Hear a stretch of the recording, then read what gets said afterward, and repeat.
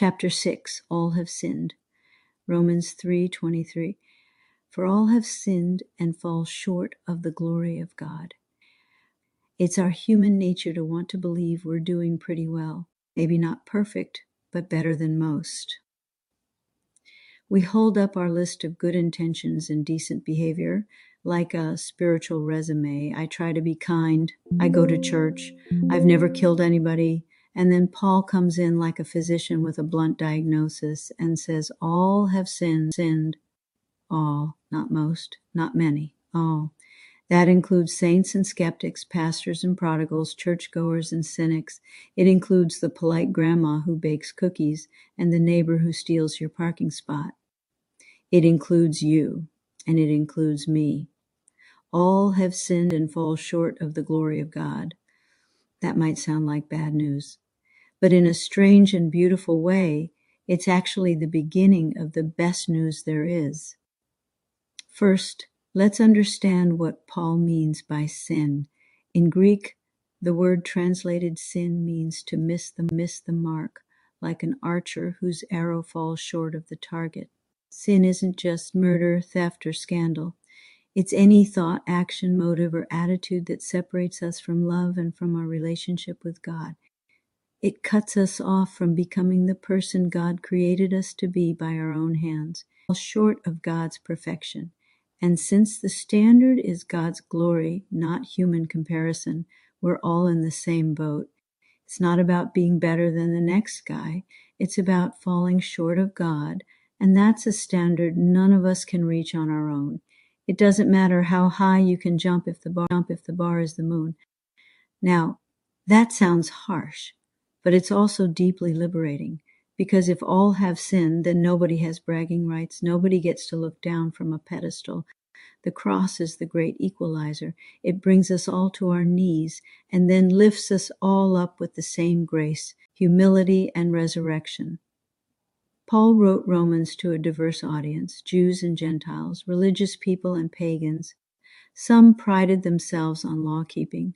Others didn't even have a law. But Paul isn't interested in surface differences. He goes straight to the heart. Underneath the labels, the rituals, and the masks, we have all rebelled. We've all missed the mark. We've all tried to live on our own terms, and we've all come up short. This is where our understanding of religion can go so wrong. Too often it tries to turn sin into a scoreboard. We end up measuring by human judgment, and a scoreboard is our instrument. Who is more worthy and less wrong? But God isn't measuring us against each other. He's measuring us against His glory, and all of us fall short. That might sound discouraging, but it's actually a relief. We are in good company, and we are not God. Why? Because if we could fix ourselves, we'd have done it. If salvation would crush us. But Romans 3:23 is not the end of the sentence. It's the start of the rescue plan.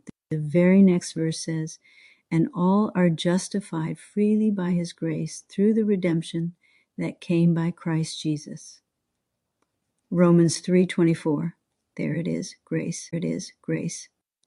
The reason Romans 3:23 is such good news is that it strips away all our illusions of self-sufficiency. It clears the ground so grace can grow.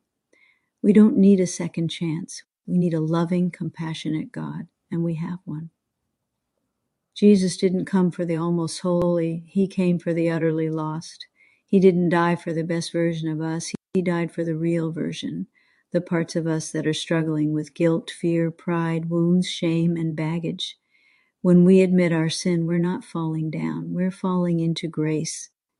And once we grasp this, it changes everything. We stop comparing. We stop pretending. We stop performing. We start living with humility, gratitude, and compassion. Because if all have sinned, then everyone we meet is a fellow traveler in need of the same mercy. And if we have received it, how can we withhold it from anyone else? We are all the same at the foot of the cross, broken and beloved. So don't be afraid of Romans 3:23. Embrace it. Let it remind you that you don't have to earn what's already been offered. Let it humble you when pride creeps in. Let it soften your heart when you're tempted to judge. Point you again and again to the one who didn't fall short, so that when you do, he can carry you the rest of the way.